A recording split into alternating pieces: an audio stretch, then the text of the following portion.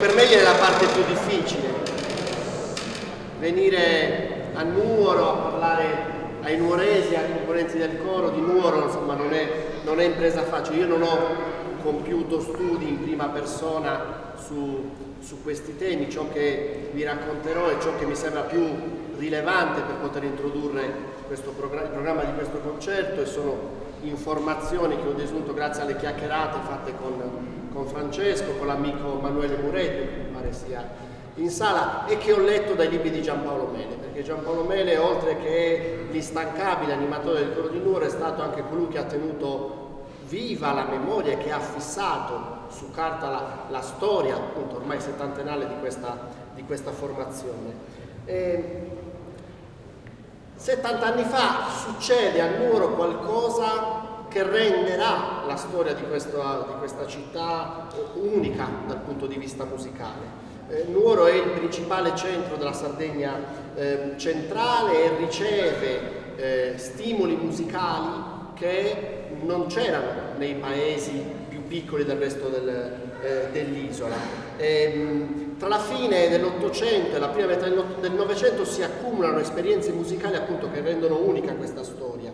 Nuoro è sede vescovile, quindi con una diocesi, appunto una sede ricca di una proposta musicale che è differente da quella delle piccole parrocchie. C'è un'attività corale attestata già dalla fine dell'Ottocento, che poi si intensifica in epoca fascista tra le due guerre e che poi continuerà. C'è la banda musicale che nel 1906 viene diretta dal maestro Peppino Raschel, che è conosciuto per altre vicende, oltre che appunto per aver diretto la banda di Nuoro. Ci sarà poi l'impulso musicale del maestro Madrigali, che a Nuoro avrà un ruolo importante. C'è la passione per la lirica, penso per esempio all'esperienza dei fratelli Tanchis. C'è la scuola cantorum della Chiesa delle Grazie, che avrà un ruolo altrettanto importante, e poi c'è la prossimità con le polifonie di tradizione orale. A Nuoro si cantava e si canta a tenore, a Nuoro erano presenti le confraternite.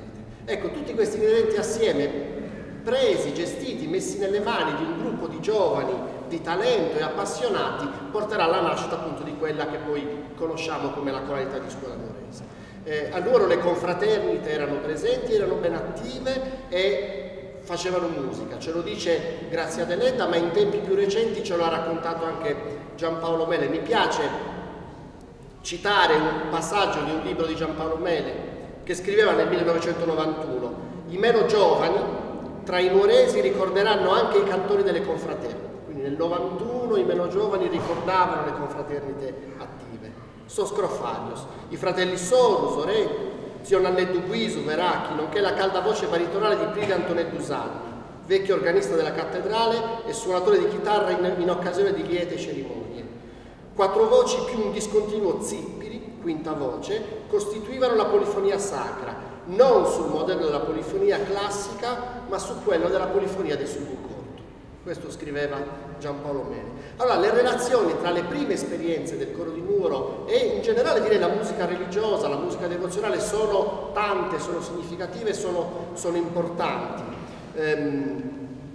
Una figura centrale è stata Giovanni Todde, nipote di frate Soretto, quindi ha diretto contatto col mondo delle confraternite, è figura importantissima nel primo coro di Nuoro, ma dalla scuola cantorum delle Grazie provenivano diversi dei primi cantori, quindi con questa esperienza legata alla musica religiosa. E nel primo repertorio, nel nucleo storico del repertorio della coralità nuorese, ci sono diversi esempi di travestimenti di brani religiosi, cioè melodie di brani religiosi alle quali viene, come dire, sostituito il testo religioso con testi di carattere profano. Forse i due casi più noti sono Zia Tattara Faragone, che è intonata sulla melodia del Deus ti salve Maria, e Bobore Vigumorisca, che è intonato sulla melodia dei Gosos.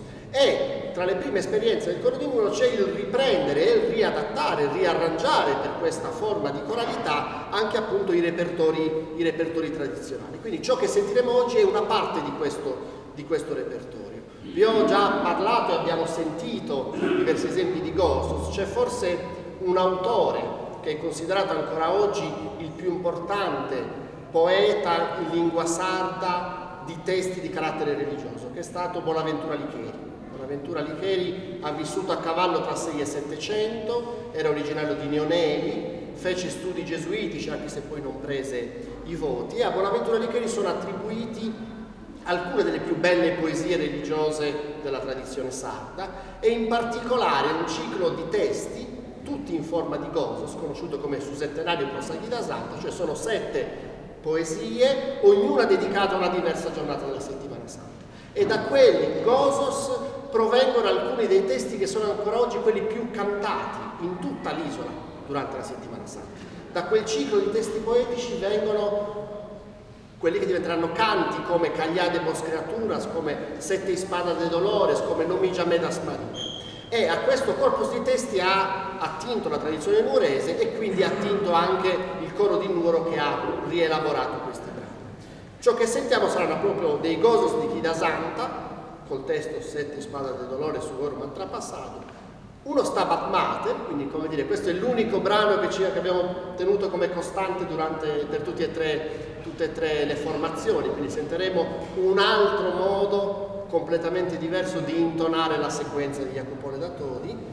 Nomija Medas Maria, ancora un canto appunto ripreso dalle memorie della modalità di intonazione delle vecchie confraternite nuorese, che poi viene adattata per coro nuorese, alla fine su Rosario. Io ho parlato all'inizio della pratica del Rosario, pratica inclusiva, pratica che è ancora viva, nella maggior parte della Sardegna la si esegue a cori alternati con voci maschili e femminili. Grazia Deledda testimonia molto bene, molto chiaramente l'esistenza della pratica del Rosario cantato qui a Nuoro, e appunto anche questa melodia, che questo canto è stato ripreso e riadattato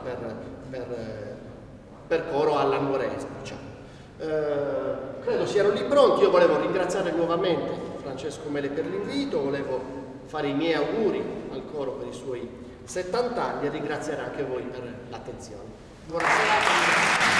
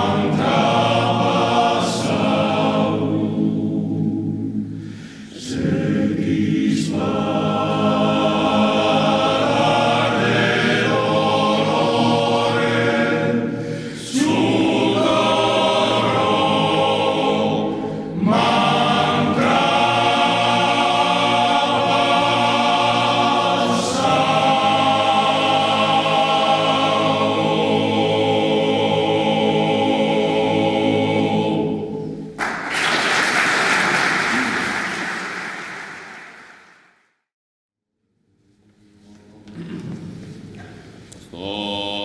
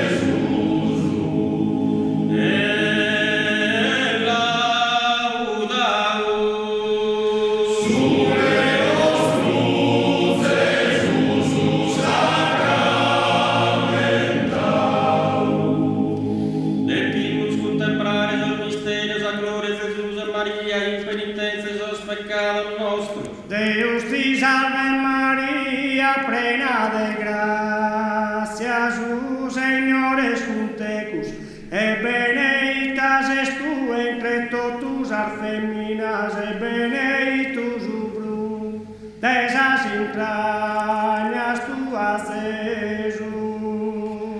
Santa María, Mamma de Deus, prega pro nobis alteros peccados, como es hora de esa morte nostra. Amen.